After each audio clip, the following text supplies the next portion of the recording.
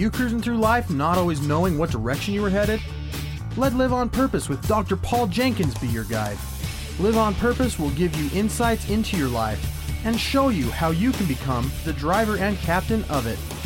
No more aimless wandering. By learning the principles that govern happiness and wealth, you will be able to make personal progress that you have only dreamed possible. And now, here's your host, the shrink who expands your life, Dr. Paul.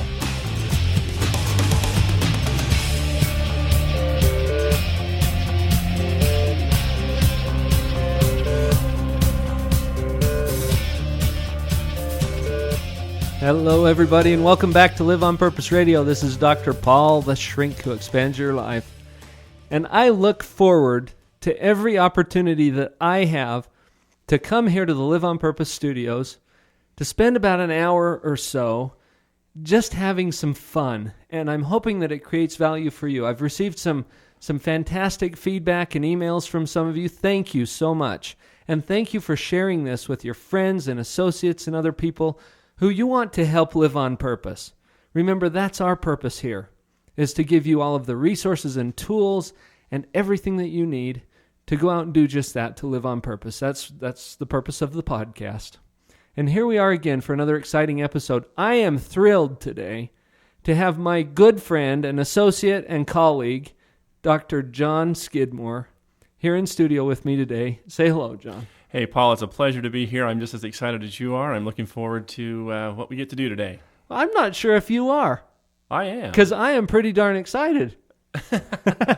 And I just have fun. You know, I commented last week, I had Kevin Whittington on my show. I don't know if you know him, but I commented to him, if you're not having fun, you're doing something wrong. I agree with you. And there are so many wonderful opportunities in life. Why would you ever spend your time and effort and resources focusing on the things that you hate? Because you get stuck. Yeah, that's true. You know, I've got an episode coming up. I won't reveal too much about what's going to happen on this upcoming episode, but here's a little preview. The title of the episode is Get Off the Dead Horse. Makes sense. Stay tuned. That's going to be coming up. We've got some exciting things. But today, Dr. Jon Skidmore, here in the Live on Purpose studios. Let me give you a little background, you listeners, for who this man is, why I know him, and why I'm so excited to have him on my show today. John and I have shared a common, what shall we say, life experience. Sure. Yeah, something like that. We got to know each other, it's been about 15 years ago, hasn't it? About 15 years ago. About 15. Can you believe how time accelerates as you get older? It goes by at light speed, boy. Isn't that fantastic? 15 years ago. Pretty soon it'll be 30. About 15 years ago, and at the time, I was a clinical psychology student at Brigham Young University. I was going through my PhD program.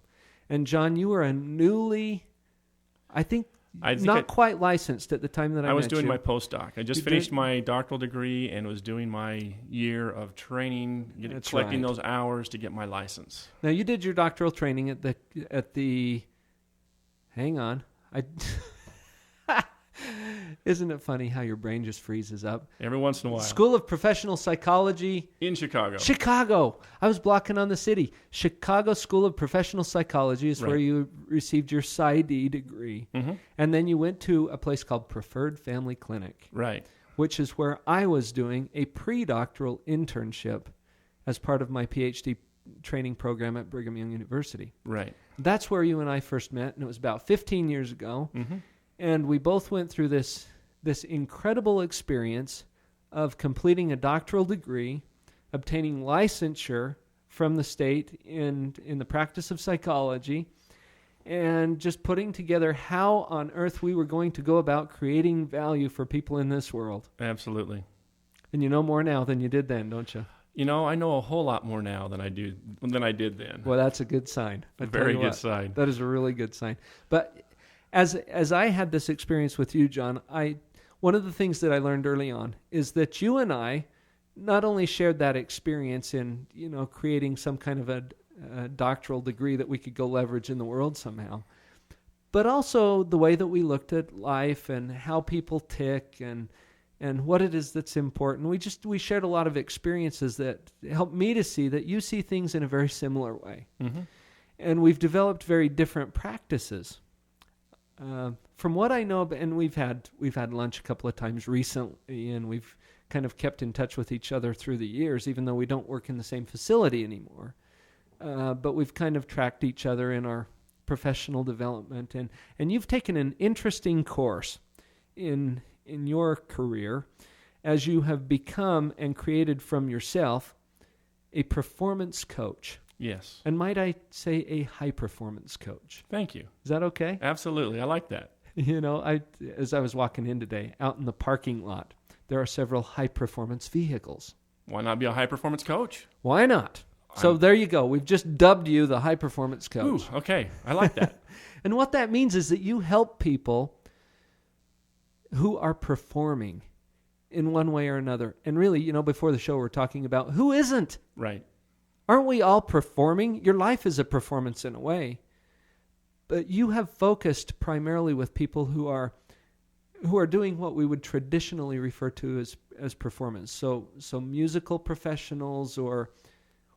Well, I can back off and let you describe it. You'll do a better job. Could you just give our listeners an overview of what that means to be a performance coach? I've had a marvelous experience for the last 16 years teaching a class at Brigham Young University on the psychology of music performance, where I'm working with brilliant young musicians and really helping them look at the psychological aspects of performing. This has been a passion of mine for a long time. I'm a musician, a singer myself, and this passion extended, like, for example, my doctoral dissertation was on the peak performance with musicians. So this is something I've been developing along with my clinical work. And it's just time to move my performance coaching into a whole new world. The idea is that when we have the right tools and skills, it's not just about talent. It's about taking our talent and combining them with the tools and skills. And what I found, not only with young performing artists, but also in so many areas and so many professions, and often just in life in general, is that there's a huge gap. There's an expectation in terms of what's expected. We want to have a certain outcome. And we go through all kinds of training, whether it's to become an attorney or run a business or whatever it may be. But there's a certain set of skills that really help a person bridge that gap. So you can learn the skills, cross over that gap, and then you're in line with your expectations. You're moving in the direction you want to be going.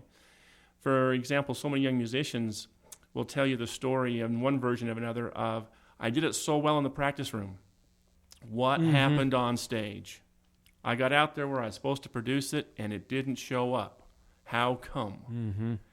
And so that's what I've been developing for the last 15 years, is a series of interventions and strategies to really help take what you know and learn and produce it when it really counts, where you want it, when you need it. So I've heard people talk about performance anxiety, for example. Yes. This is the kind of thing that you help these performers to not only understand, but to overcome in a way that allows them to bring out the best skills and talents and abilities that they're capable of. Absolutely. And bring that to the performance and not just the practice hall. And it's interesting, performance anxiety gets a real bad rap. In a sense, a lot of people look at performance anxiety as if that is the culprit. That is the problem. I have performance anxiety. That's why I freeze up or whatever. Exactly. But very rarely do they get any training or understanding of what that anxiety process is about, let alone any interventions besides just take a deep breath. Like that's supposed to cure everything. And usually in those situations it doesn't, though it does have some validity to it. And it's just one piece of a great performance. Learning to manage how you're activated and the level of activation is part of a great performance. And most students, most people don't get much training in that at all. They either can make the grade or they don't. So you bring this missing piece. Absolutely. And that's why, and there have been some phenomenal groups who have found you and your skills and your interventions to be just crucial to what it is they're doing. You were sharing with me some of the people that you've worked with, the cadets.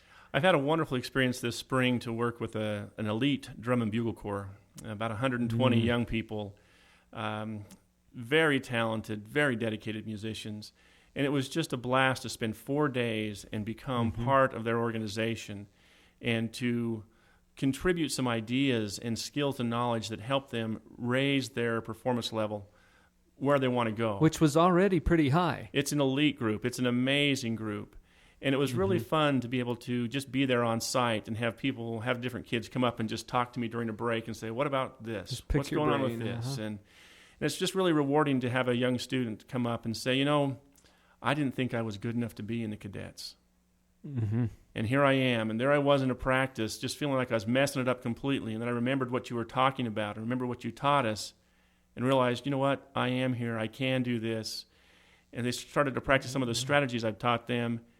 And they got what they needed to, and suddenly they're all lit up like, I do belong here. I can make this work. I can contribute, and it's really working well. And there was something about the Yamaha Music Corporation has a program for young performing artists. So if any of you have great, talented young performing artist children or people that you know in your neighborhood, check out their Young Performing Artist Competition. These are elite young musicians from across the country.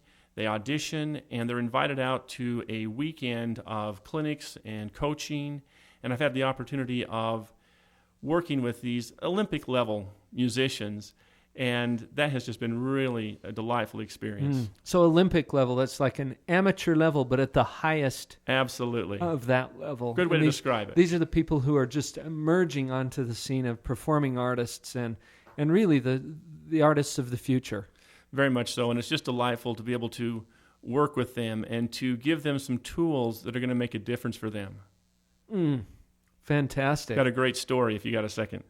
I think we've got about a minute or so Okay, before it'll our take break. about a minute. Go ahead. I was coaching one musician who just described a lot of stage fright. And we were backstage in the tech rehearsal, and I just had him say, okay, just pretend for a moment your marimba is out there on stage. Mm-hmm. Okay, he got that image in his mind. Okay, you're ready to go on. What are you thinking?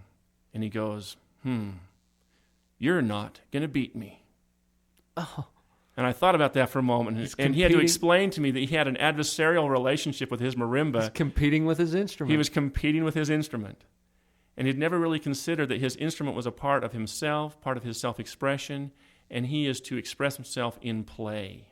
He'd never considered that he could play with his marimba, that it was now a partner in his play. That's how we describe what you do with an instrument. Exactly. You play it. Yeah. Wow, I hadn't thought about that, John. Well, I've talked to people who don't want to play with Chopin. They're phobic of Chopin. Mm-hmm. Anyway, this young musician was so excited when he went out there that night. He played his heart out. When he finished, he was so excited that he spontaneously threw his mallets into the audience. He had never done that before. He played. Wow, how gratifying. Very exciting. That is great. After the break, John, I'd like you to share some of those tools with us. Got it. I think that would be fantastic. Hang with us. We'll be right back.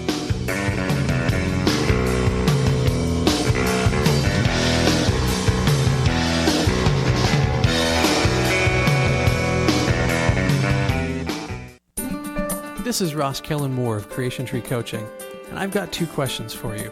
Who are you? What do you want? You see, I've figured out that you and I can absolutely create anything that we really want. But to do that, we've got to be absolutely clear on who we really are and what we really want. So what do you want? More financial abundance? More fulfilling relationships? A higher level of health and fitness? How about finding your work that allows you to create massive value for others in the way that you love most? Welcome to Creation Tree Coaching. We are the world's premier provider of abundance, education, and resources. We are here to help you create the life you really love. Begin now at creationtreecoaching.com. Check out our live teleseminar classes and podcasts. Get to know our coaches and schedule a coaching session. Explore training for your business and employees. Welcome to Creation Tree Coaching and a whole new world that you create on purpose. If you have a pile of books you want to read, growing faster than the pile of books you have read, Abundant Reading Systems course can help you. You'll learn a skill that allows you to read much more rapidly, and you can retain more of what you read. I was actually quite surprised at my original benchmark this morning. To be able to do as well as I did, I almost tripled my benchmarks and increased my comprehension, so I feel good about what I learned. Abundant Reading Systems brings you an all-new single-day speed reading workshop, where you'll learn the principles behind effective reading and double your current reading speed, guaranteed. This belief started to grow inside of me that I thought, I can really do this. I can read, as fast as I let myself read.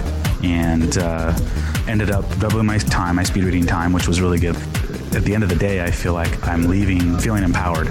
Register now for this event by calling 435-669-1206. That's 669-1206. Abundant Reading Systems. Reading at the speed of imagination. 669-1206. And when you dream big, as big as the ocean.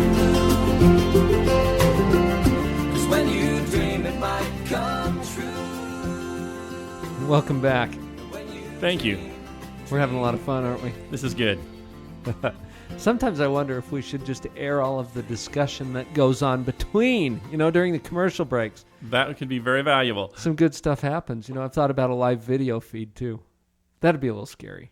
We could handle it. Then we'd have to wear ties and stuff. Well, you wear the tie. I don't. Well, hey, we're on to something here. You have discovered some things that are powerful to these musicians, these performers, these artists, that helps them to overcome some barriers in their life. And I was thinking, I believe that principles govern. And that's something that you and I have talked about before, too. And one reason that we have a friendship is because we both believe that. What that means to me also is that the principles that you've discovered that apply to music performance or artistic performance should also apply in a lot of other ways, too. As I teach this 15-week class at BYU, students are constantly, wow, I used this for my chemistry test. I'm using this in my relationships. This is making my life better. And so I couldn't agree with you more that these tools, these principles apply in whatever performance situation you want to apply them in. A few weeks ago, you were describing to me some of this process. And you shared with me, I think it was 5 phases. Right. And I think we're calling today's show Preparing for Peak Performance. Maybe it's the phases of preparation for peak performance. Well, it's not just a phase of preparation. Let me go through these 5 phases or 5 stages. Because it includes the actual performance too, right? And it even includes after the performance. And you'll see how important that is as well. Take it away. Share with us the process. When you think of any kind of performance situation, it really starts with a foundation. I like to refer to this as stage 1. Okay. The foundation includes your goal or intention. Okay, what's going to be the performance? Is it going to be in real estate? Is it going to be becoming a better parent? Is it going to be trying to get a raise? Is it going to be singing a solo? You have to have a clearly identified intention. This includes the why. Yes. Why are you doing this? Actually, this is more of the what. The what. It starts with the what you're going to be doing. Then you also want to include the why. What's your motivation for this? Why are you doing this? I think this is so important to understand. A student asked me once for some coaching on her senior recital, and she was saying, I'm not making this work. It's not happening for me. How come? When I asked her to explain stage 1, and stage 1 is a great place to address anything that has problems with motivation. So stage 1, I said, so what's your goal or intention? Do a senior recital. Why are you doing this? They're making me. Well, wow, that's inspiring. Very inspiring. Oftentimes, in the workshops I do, I'll have people do different performance kinds of things, and people will say, I'll ask them, why are you doing this? And they're looking at me going like, well, you're asking me to. Well, that doesn't inspire me. Again, trying to find a motivation that will inspire you. It was really clear this young student wanted to be a great music teacher. That's what inspired her. As we started to talk about her passion for becoming a great teacher, her whole senior recital took on a different meaning. It was now a tool to advance her ability to teach effectively. To what she really wanted. And then we were able to look at stage 1 and say, okay, as you take this on, you're going to do a senior recital to help advance your career and help you teach students with passion. What's the attitude you want to bring to this? What way of being is going to bring that out of you and into this studio or to your students? And she took on the words excited. I like to refer to these as trigger words. She took on the word excited, confident, and expressive. Wow. So she took those 3 words as part of the foundation. So once this person knows what their intention is, their motivation that inspires them, and the attitude they want to bring to it, they now have a completely different foundation to move forward from, which takes you into stage 2. Stage 2 is obviously preparation. You've got to know the nuts and bolts. You've got to know the parts and pieces. You've got to have the skills mastered at a level to perform. There's no question about that. But in so many things, people spend hours and hours and hours developing, let's say, the memorization or the ability to play a particular piece, or to prepare for a business presentation, like a quarterly report kind of thing. They'll spend a lot of time doing that, but this is where they really lack some coaching in regards to specific performance skills. For example, activation management. See, it's not just a question of being too excited or having stage fright. It's a question of having a level of activation physiologically that's going to allow you to be and do your best. For example, a gymnast on a balance beam requires a very different level of activation than a wrestler going out on the mat. Okay. Someone who's going to be ice skating, for example, requires a different level of activation than someone who's going to be playing football for 4 hours. And that level of activation, I'm remembering some things that I learned back in graduate school about sort of an optimal level of arousal or activation. Maybe that's a synonymous word for this. I believe it is. Where if you're too detached from it or if you take it to an extreme, if you're asleep, right, you're not connected at all. I had a teacher one time say, "So you teach my students about relaxation training?" And I was all excited. "Oh yeah, I'd teach them about that." "Well, I wouldn't want you to work with them." "Well, why?" "Well, I don't want them to be relaxed when they go out there." Well, you're really looking for a window. See, if you go out of the window on the high activation side, fine motor control, memory, distractibility, physiological sensations start to become part of what you're experiencing. But if you're out of the window on the low side, there's lack of motivation, lack of energy, lack of intensity that you want to have. And you really need the skills to be able to bring up your intensity when it's low and cap it and bring it down if it's too high, so you can find that window, what will work for you. And that's where your peak performance will be. Absolutely. If you get into that zone, so to speak, you don't want to be too wired up. Exactly. But on the other hand, you don't want to be too out of it either. And it takes a lot of experience and awareness to learn how to manage that. And so when, for example, in my class, I have them do 50 relaxation sessions as part of their course assignments. Oh, okay. By the end of the semester, they know how to manage their activation. It's just to put them into intentional control Exactly. of this process that they're going to go through naturally. Take control of it. In fact, I so like live to, on purpose sort of thing? Exactly. And with that, I like to play off the word activation and help them recognize they're not stressed, they're activated. See, stress is an interpretation of what activation is all about. That's the way that's the spin you're putting on Exactly. You're activated. And it's been amazing to have performers go into a situation and go, "Oh, I'm activated, so what?" Well, and they'll do something different with it at that point. Exactly. It's not something that's scary, bad, threatening, "Oh no, I'm getting stressed." It's, "I'm activated. I know what to do and how to manage this." You know a great example of that? You go on a roller coaster. Okay, you have some very predictable feelings when you go on a roller coaster. Right. And most people would describe that as being excitement or thrills. Okay, you can get exactly the same physiological feeling driving your car off of a cliff. You could. But you interpret it much differently. It has a whole different sense of danger to it. That's right. This is not something I'm going to enjoy. So you're not going to call that excitement No. or a thrill. You're going to call it terror. Exactly. And unfortunately, so many people look at the performances in their life. I mean, as you talk with people, you know lots of people who are saying, "I would like to be over here. I want to be able to do this in this part of my life. I want to live my life on purpose and go in these kind of directions," but they have lots of reasons why they don't. Oh, yeah. Lots of reasons. Stories. Lots of stories. You know, and so what I really like to focus on in stage 2 is not only do they want to develop all the skills that are related to their craft, whatever they got to express themselves, the knowledge, the ability, the skills, but they've got to learn how to manage their activation.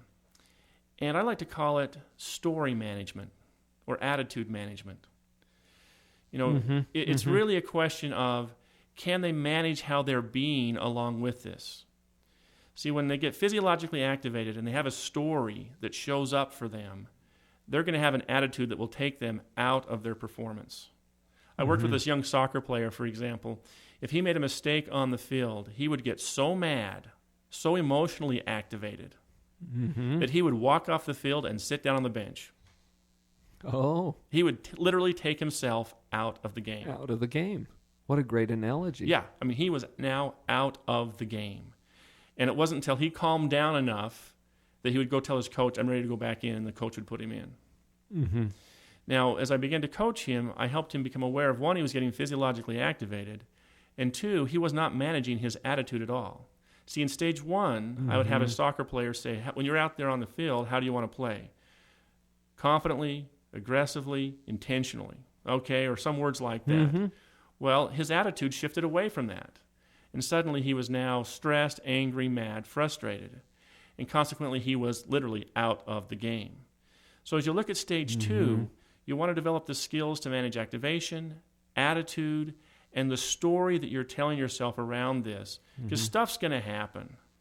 I like to play off the word stuff. I think stuff is a very important psychological term. I love it. And when you look at stuff, you've got to recognize there's stuff that we're aware of and we understand, and there's stuff, I call this the 3 domains of stuff, and there's stuff that we are aware of but we don't understand. We know we don't understand it. Okay, my car's not running. It's not working. I don't understand why, but it's not working. I get that. And there's stuff that we are not aware of how it impacts us or influences us. And just not even aware of it. We are not aware at all. It'd be like driving your car with a flat tire and not even knowing or being aware that it's flat. But it would impact what you could do with your car. You wouldn't see it, you wouldn't feel it, you wouldn't hear it. I have a real quick story about a young lady. I took a group of students to a climbing gym. And I like to do experiential kinds of things. I told the whole group this was a metaphor for how they perform. Well, in the process of the evening, I see a young student just standing there looking at the wall going, oh, okay. She had a rather forlorn look on her face. Well, when I went up and asked her, I said, so are you going to climb that wall? No, I'm too short, was her response. She's too short. Too short. Interesting. Very interesting. My first response was, where has being too short impacted you as a performing artist? She just rattled off, just place, incident, situation, bam, bam, bam, bam, bam. Had a whole storybook. A whole storybook. And then I said, where'd you get the idea you were too short? She points to the wall and goes, right there. You have to be 5 feet 2 inches tall to climb that route. Now, she was pointing to a difficulty designation. That's right. But in her world of her story, her history, her activation, what happened, that meaning was a height requirement. Disneyland, I'm sure, was not the happiest place on earth for her as a little girl. Probably not. But if she broke through that, she had no problem climbing that wall. Awesome. I think we've got some more phases to cover once we come back. Yes, we do. Stay with us. I'm losing my sanity. Wake up, got the one that can save me. Wake up, I gotta get my life together now. I look around, all I see. This is Dr. Paul, the shrink who expands your life. I'm so glad that you've joined me for the Live on Purpose podcast. Please visit my website, drpaul.org. There you can subscribe to my weekly e-zine, Empower. Browse the events page to get connected with what's coming up or pick up some CDs or other great products. I also want to point you toward our sponsors, CreationTreeCoaching.com and ProducerRetreats.com. Relishing a week with your sweetheart in paradise. Spending that same week with other like-minded couples who live in abundance. Increasing your knowledge through powerful seminars geared toward helping you take your marriage to a new level. This is only a fraction of the value waiting for you on this year's Marital Magic Couples Cruise. Producer Retreats has teamed up with Dr. Paul and Craig Rollo to set the theme for this year's cruise as A More Perfect Union. Join us on January 26, 2008, as we visit the beautiful Eastern Caribbean islands aboard Royal Caribbean's Freedom of the Seas. Call 1-800-591-2432 to select your package and book your spot. You can get more details at ProducerRetreats.com. Limited cabins are available for this event, so book today by calling 1-800-591-2432. We'll see you on board.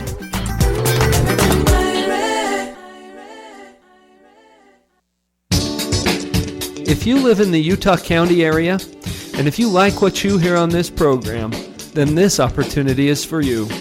I am hosting a weekly mastermind group called Paradigm Insurance every Wednesday from 4 to 5:30 at my office. Call Eric at 801-221-0223 for more details. We prefer an abundant atmosphere, so please wipe your mind before entering. That's 801-221-0223.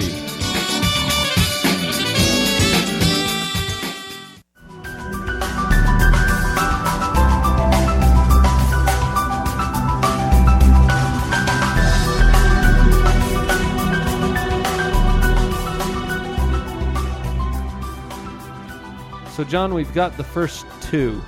We've almost finished the second stage.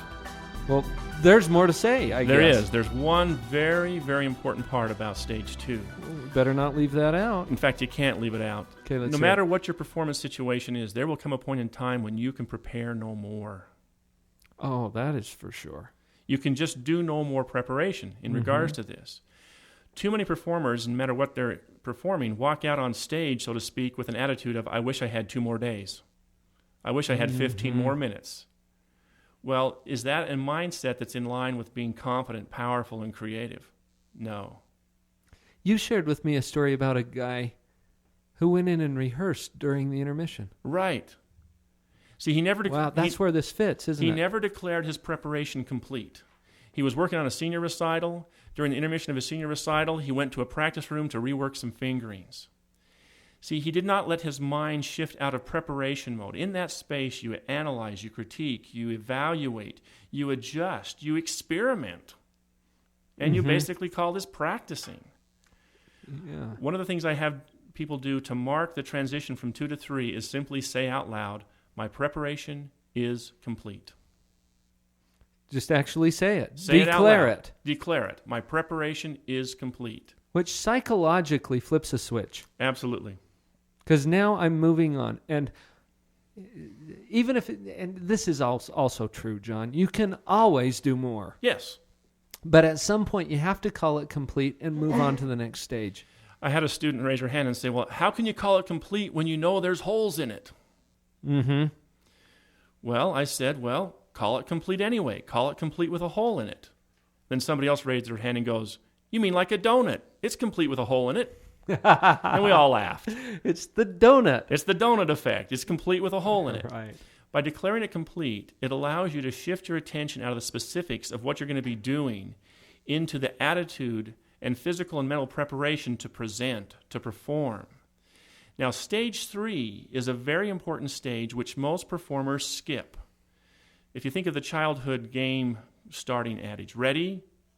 Well, most people start with a ready, not really going anyway kind of attitude, rather than a ready, yes, set, yes, go, right on.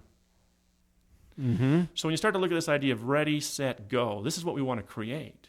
So stage 1 is the foundation. You want to carry that foundation, especially in attitude, through all your preparation. How many people get discouraged when they're learning the nuts and bolts and the pieces and the parts of what they're doing?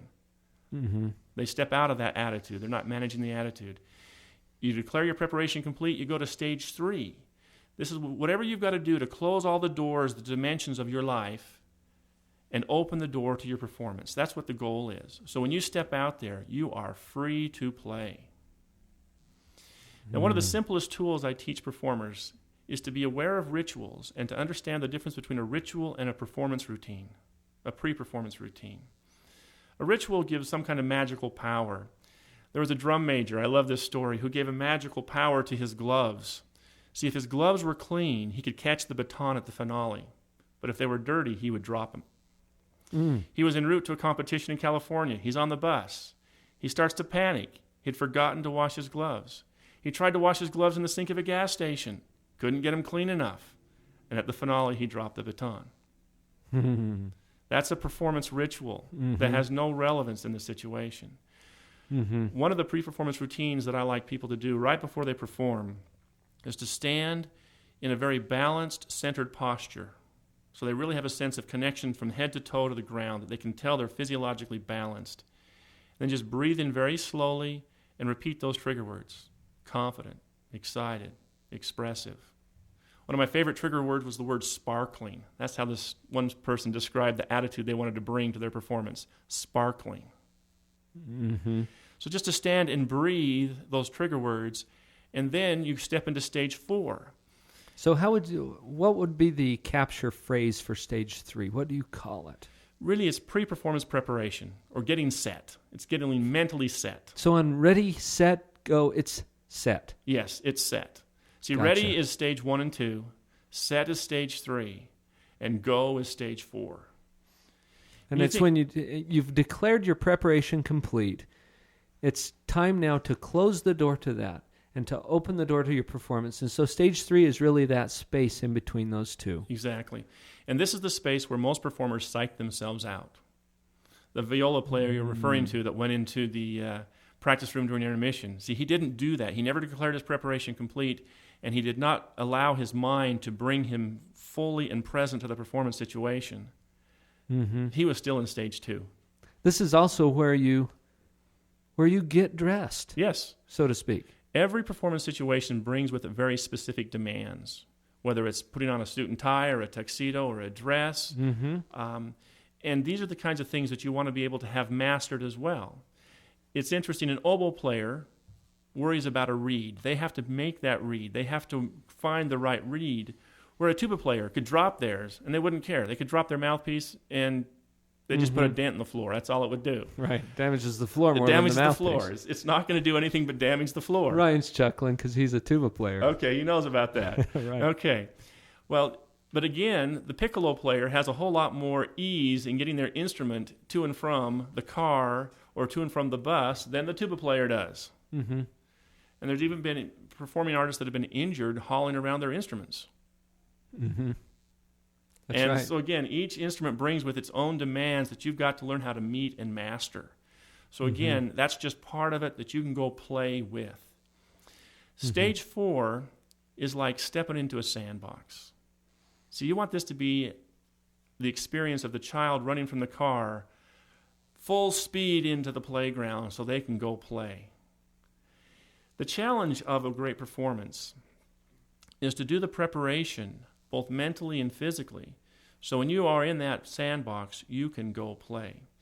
If a child's digging to China in a sandbox, they're at the same time not thinking how stupid they look and how dumb they are and how they'll never get to China. They are digging to China. I remember digging to China. Yeah. Sure. If they're standing on some play equipment going to Mars, they're going to Mars. Mm-hmm. That's where they're going. They're in the experience of play. Now, sometimes some rude things happen. Johnny, time to go home. And it comes in like a lightning bolt, and there goes the trip to Mars. Come in for dinner. Come in for dinner. Mm-hmm. Well, there's things that can distract performers during that performance. And one of the tools that I really get excited about is attention training and attention focus and control. Helping people understand the principles behind attention, focus, and control, and how to manage that. So what do you do with distractions? And how do you work with this in such a way that you can bring your attention where you want it? It's a type of mental toughness training. And this is really a lot of fun to work with. That's a whole other discussion in and of itself. But it's really about bringing your attitude, your thought processes, your attention focus to where you want it. Essentially, if our attention shifts to any type of victory or any type of defeat while we're performing, we are in trouble. In 2006, I went to Italy to see the Olympics. I got to see some great athletes perform. I missed this particular event, but I saw it on TV, and it was certainly fun to be there. There was a young snowboarder, a U.S. snowboarder named Lindsay Jacobellis. She was 100 meters from the gold medal. She was going over a jump. I remember that. And while she hit that jump, her attention shifted to victory, and she celebrated, and she did a nice little victory flare. And when she hit the snow, she crashed and burned right there. Lost her gold. That's fast. Mm-hmm. Her attention shifted out of the doing, out of the being with it, out of making it happen right now, into victory. Well, it cost her a gold. Now, a silver medal is nothing to laugh at. But she had the goal, and that's the reason why she lost it. But too often performers shift into defeat of some sort. They're no longer, in a sense, we've lost the game. It's not over till it's over. Well, the challenge is to keep your attention focus in the play. what's going on right now, and managing that with ease, managing that with confidence, with excitement, taking care of whatever shows up there from that standpoint. Mm-hmm. I had a thought about this, Yes. John, because sometimes as I'm coaching people, I help them to find a way to detach themselves from the outcome. Right. Just be in the game and detach yourself from the outcome. Win or lose, stay in the game. You know, we are so committed to many things, but with that commitment often comes a huge attachment. And as that attachment shows up, so usually our ego does as well, how we want to be seen, how we want to do what we expect, those kinds of things. And it's really powerful to help people recognize they can be committed to something without being attached to it. Mm-hmm. In a sense, it doesn't have to show up exactly as you want it to be a success. Or however it shows up, you'll manage it with confidence, with ease. You'll take on those attitude management strategies so you can really move yourself forward with it, which is not easy to do sometimes. We've all experienced different defeats, different breakdowns, different problems. And I think that's one of the things I really like about my clinical training is that that's really about the world of breakdown, isn't it? Mm-hmm. It's really about the world of things are not working. Mm-hmm. Well, That's so we've been trained and skilled to deal with that. And it's great to use those same tools and abilities to say, okay, things aren't working, or whatever level they are, how do we move things forward? And that's one of the distinctions I like to make between coaching and my clinical practice. Mm-hmm. So let me try and wrap up here these 5 stages. We've done our thing. Your performance is going to go exactly how it's going to go. And I truly believe that every time we perform, we give the best performance we can. In a sense, we always perform our best. Now, that doesn't mean we don't perform all that we're capable of or at the level that's possible. Right. But at that moment, could we have done any better? If we could have, we would have. That's true. So in a sense, at that moment, this is our best performance at this moment. And when you can take apply that to your life too. Huh? I know. You're doing the best you can do. At this moment, I'm doing the best I can do. Now, most people do not look at it as a performance, as a practice in performing. Oh, now that's an interesting concept. That's useful. It's very useful. So if they could look at this performance as a practice in performing, they're going to get better at performing, and they're going to learn more of what they need to raise their level of performance. If they look at this performance as an all or nothing, do or die, success, failure, this is it. They're going to be in trouble because then our attention goes to the victory or defeat. It's tempting to do that, isn't it? Especially if it's something like, well, this is my scholarship examination. Exactly. And so again, if that's an attention-focused issue. If they shift their attention to the scholarship and getting it or not, they're going to be out of their performance. They take themselves out of the game. Yeah, they're out of the game. We'll do another quick review of these 5 stages. We've only hit 4 of them. That's right. Yeah, we got number 5. Oh, you're holding out on us. I'll get to number 5. Okay, we'll be right back.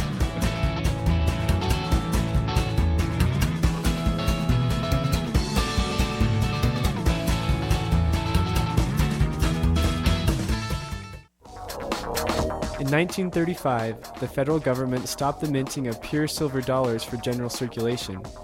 When the dollar coin returned back to circulation in 1971, it was the silverless Eisenhower dollar. This explains why your great-grandfather always had a silver coin in his pocket, and you never have. We're 180 Degrees, and we have a pure silver coin with your name on it. If you're a young entrepreneur and feel like you're up for a challenge, contact us immediately at move180.com. That's move180.com. Click on the Contact Us link on the website and include the keyword silver in your information request. We will contact you shortly about how to retrieve your silver coin. While you're there, browse the website to learn more about us. Let's put some silver in your pocket at move180.com. If you have a pile of books you want to read, growing faster than the pile of books you have read, Abundant Reading Systems course can help you. You'll learn a skill that allows you to read much more rapidly, and you can retain more of what you read. I was actually quite surprised at my original benchmark this morning. To be able to do as well as I did, I almost tripled my benchmarks and increased my comprehension, so I feel good about what I learned. Abundant Reading Systems brings you an all-new single-day speed reading workshop where you'll learn the principles behind effective reading and double your current reading speed, guaranteed. This belief started to grow inside of me that I thought, I can really do this. I can read, as fast as I let myself read. And ended up doubling my speed reading time, which was really good. At the end of the day, I feel like I'm leaving feeling empowered. Register now for this event by calling 435-669-1206. That's 669-1206. Abundant Reading Systems. Reading at the speed of imagination. 669-1206.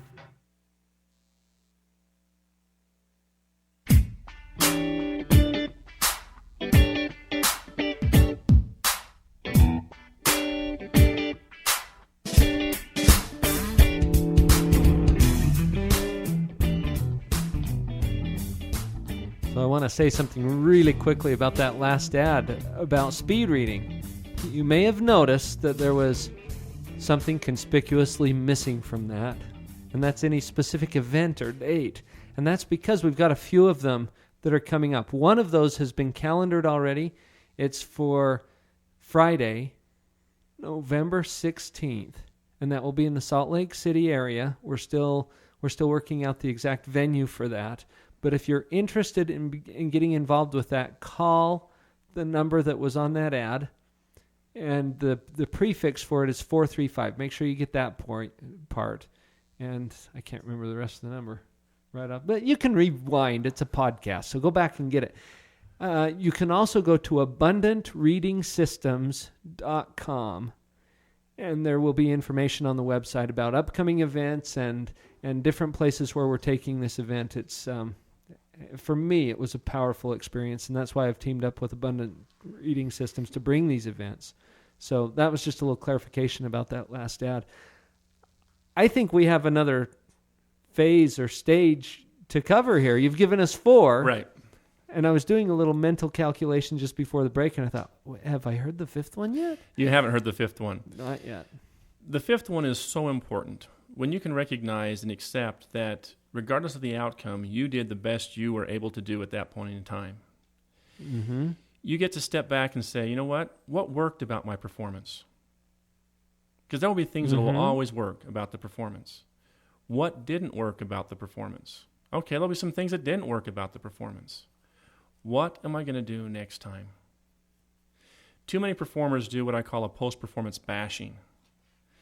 I was working with a young volleyball player, and she was actually standing on the back row of the volleyball, on the back row, getting ready to receive the serve, and in her mind she was thinking, don't hit it to me, don't hit it to me, I don't want it, I can't pass. Well, that brought it right to her, didn't it? It brought it right to her. I can't pass. That was part of the story, I can't pass, which started to cause lots of anxiety, lots of hesitation, lots of difficulty for her on that court. After a post-performance debriefing and helping her recognize that, yes, she missed some passes, but she also got a bunch of passes right to the setter. We actually counted up the number of passes that she sent to the setter who was able to go to the outside hitter that scored points that wouldn't have happened otherwise. Mm-hmm. And she really shifted a story about being a bad passer into, I can pass. Mm-hmm. I watched her in a game one afternoon stand up on that back row and shout to the server, hit it to me, and get back into position. Bring it on. Bring it on. Hit it to me. I'm Love ready it. for it. Love That's it. the power of the post-performance debriefing. But I've also talked to so many people throughout their lives in different dimensions that have been the master at the post-performance bashing. And they have literally stopped performing. I had a pianist come to me with a master's degree in fine arts and piano performance. She had not performed in 7 years following a single performance. Because of the bashing that she gave herself afterwards. Exactly. Why would I want to do that again? Exactly. Mm-hmm. So she was not willing to do that for 7 years until she finally realized, I want to take this on again. Mm-hmm. It's amazing when we start to look at the performance skills. One of my favorite exercises in my class is to have students write the best and worst performance of their life and identify the 3 words that relate to the best performance and 3 words that relate to their worst performance. I was really stunned one day when I had students recount their worst performance. And a trombone, a violin, and a trumpet went into a closet never to return. based on that one experience. In a sense, the flow, direction of where I was going changed now because of this. We've all had those kind of experiences. But without the tools and the skills, that became a course-changing experience rather than something to learn from and keep going forth. And so that's what I really like to do in terms of performance coaching, is help people recognize where have they shifted directions, where have things gotten in their way, and where do they want to be going? What's keeping them from going there, and how to break through that. What are these stories that they're creating? Well, it's a lot like the 5.2 thing. They create a story around something, something happens, it means something to them, and they get to discover that. One of the fun things I'm developing right now is a program called Desert Breakthrough. I was going to ask you about that, John, because you mentioned it to me before. What is that? It's going to be a 3-day experiential program where we're going to end up in Moab, Utah. That's and the desert. That's the desert, and we're going to be doing things like canyoneering, rappelling, rock climbing, mountain biking, hiking. And in between all these activities is going to be workshops on meditation, workshops on understanding your life and your story, learning to use a sand tray. I'm going to have people sit down in the sand and draw a big circle called their world, what's in their world, and how they want to create that. Just a form of expressing what's going on inside. It's really of them. based on play therapy. When a child goes into a playroom, it becomes a safe place for them to express themselves with whatever's there. And we're just going to take a 3-day play therapy experience out in the desert. But this is for adults. This is for adults. I'm doing this in conjunction with a licensed outdoor adventure guide, and we're going to have some really great experiences. Wow. How can people get connected with that if they're interested? The best way to get connected with me about that would be just to give me a call, 801-426-2685, 801-426-2685. Okay. We'll have a variety of different programs. I can do like a 3-day adventure out in the desert, or we could spend an evening in a climbing gym. I mean, the same kind of experience can show up there in a much smaller format. I've got people that I've taken over the edge of cliffs, for example, just as part of the metaphor. Wow, this sounds dangerous to work with you. No, it's not. That's why I have a licensed guide with me. Right. I talked about managing risk Uh-huh. on one of the shows that we did recently, and just having some things in place to manage that risk allows you to reduce the level of actual danger involved and still get what it is that you want. See, it's really interesting using that same metaphor, Paul. I got into the canyoneering climbing scene when my son's youth group was going on a summer adventure in southern Utah. I wanted to go. Oh, well, sure. I didn't have any experience with this. So I went to a climbing gym. I got trained. I learned how to do all this stuff. And my son was with me. And after about 3 or 4 trips to the climbing gym, he goes, "Dad, let's go find a real cliff." Of course, I couldn't tell him no. Right. So here I am, a few days later, at the top of a real cliff, about 40 feet high, sweating bullets. Was I activated to the max? Oh, yeah. Every story about cliffs being dangerous, what am I doing? I'm 45 years old and I'm going to die at the bottom of this cliff. I was so activated that I couldn't go over the edge of that cliff. I had to pull myself off of that cliff. I had to totally deactivate. I had to reactivate my brain that said, okay, how am I going to manage this?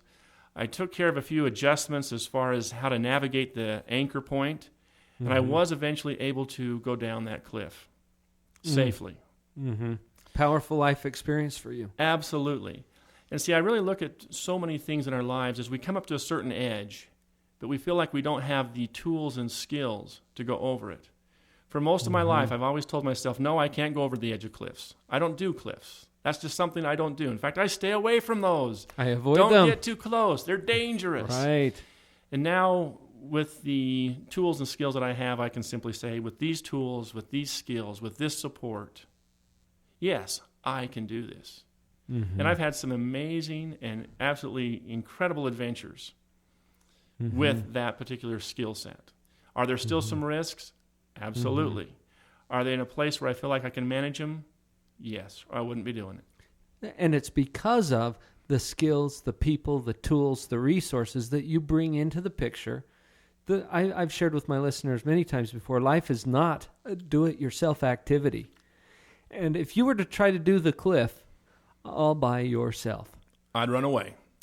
With no tools, no ropes, nothing like that, that would just be stupid. Yeah.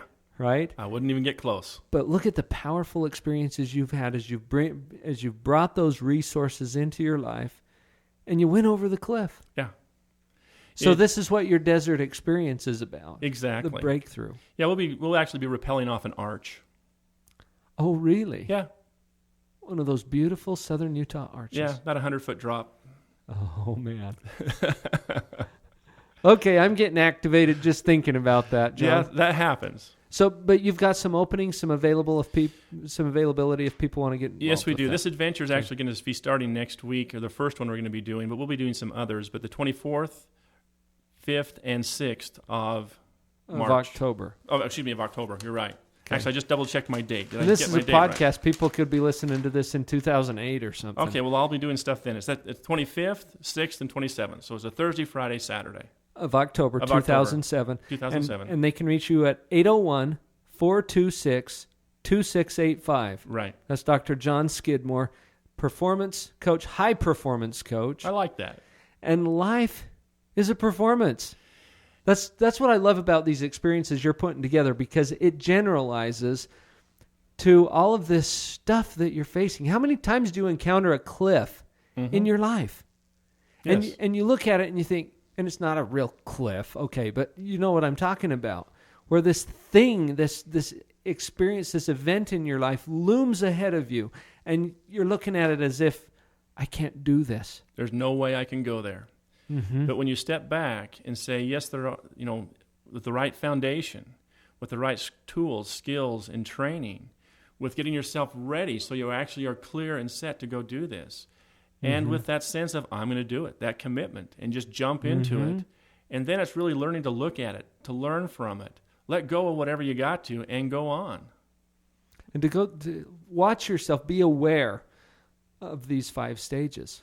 One of the things that I've had a lot of fun doing is actually doing a debriefing on each stage. Okay, let's look at what worked and didn't about stage 1 for you. Let's look at what didn't and what worked about stage 2. Stage 3, stage 4, stage 5. That's a great way to identify a performance breakdown.